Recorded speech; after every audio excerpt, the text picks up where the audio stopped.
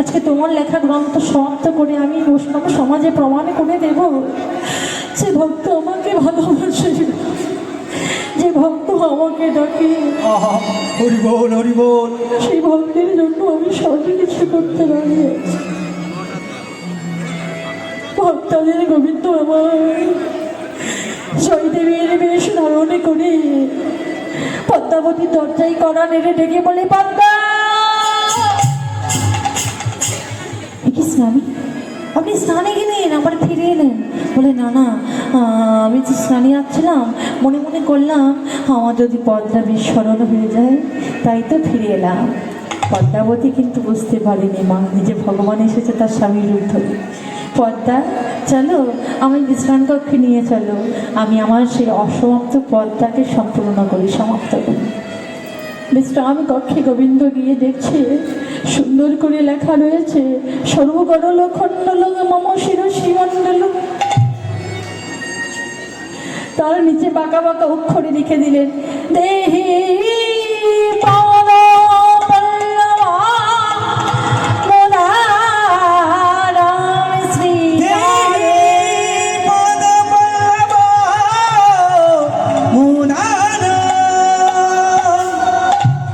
সম্পূর্ণ করে সেই গ্রন্থটি সেখানে রেখে নিজে আজকে রাধা গোবিন্দের সেবা লাগে। পদ্মাকে বলতে তুমি প্রসাদ পেয়ে নাও। পদ্মা যেই না প্রসাদ পেতে বসেছে, গোবিন্দ বললো, পদ্মা আমি বিশ্রাম কক্ষে বিশ্রাম নিচ্ছি, কিন্তু আর নেই, এসে চলে গেছে। এদিকে সত্যিকারের জয়দেব স্নান সেরে এসে যেই না দরজা খুলেছে, দেখছে পদ্মা প্রসাদ পাচ্ছে। পদ্মা পদ্মা, তুমি কি করছো? পদ্মা তুমি কি করছো? সতী নারী কখনো স্বামীর আগে সেবা করে না, তুমি আজকে সেবা করতে বসে গেছো। পদ্মা একেবারে হতভম্ব হয়ে গেছে, কিচ্ছু বুঝতে পারছো না। একবার করে ঘরের ভেতর দিকে তাকিয়ে আছে, আর একবার করে জয়দেবের দিকে তাকিয়ে আছে। বারবার যখন জয়দেব আঘাত দিয়ে কথা বলছে, পদ্মা আর থাকতে না পেরে বলছে, প্রভু স্বামী এই বাকে সেই বাকে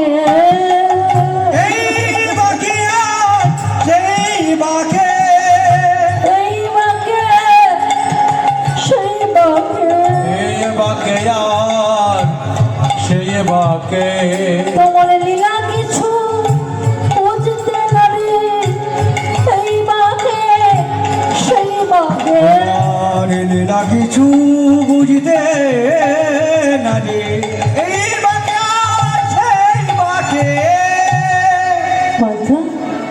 তারপরে তুমি কি বলছো স্বামী?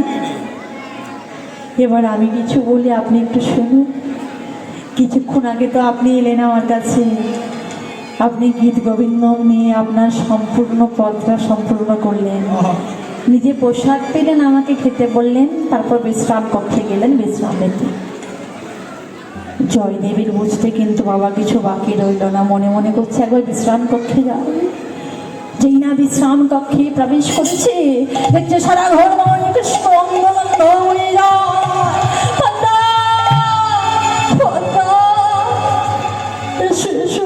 আমার কাছে এতদিন যাকে আমি ভালোবেসে দেখতে পেলাম না পদ্মা,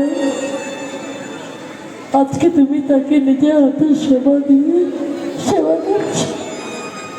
বড় ভাগ্যবান তুমি পদ্মা।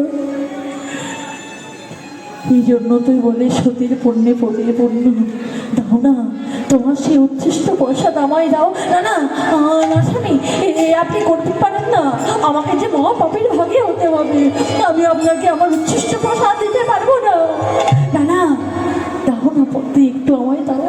এই যে আর প্রসাদ নয়, ভগবানের প্রসাদে যখন ভক্ত আর সাধনে করে, তখন সেটা যে মহাপ্রসাদে পরিণত হয়ে যাবে।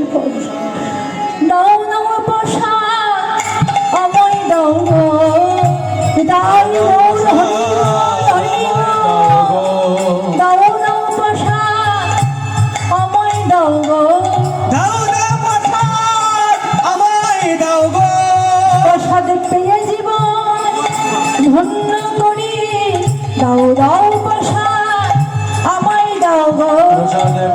জীবন ধন্য করে দাও দাও প্রসাদ আমায় দাও গো। এই হচ্ছে সেই জয়দেব গোস্বামী, সেই জয়দেবের কলম সরোবরল খণ্ডল মম শিরসি মণ্ডল দেহি পদ পল্লব মুদরম শ্রীরাধে দেহি পদ পল্লব মুদরম শ্রীরাধে দেহি পদ পল্লব মুদরম শ্রীরাধে। এত শোনানোর পরেও কিন্তু রাধারানীর মান গেল না।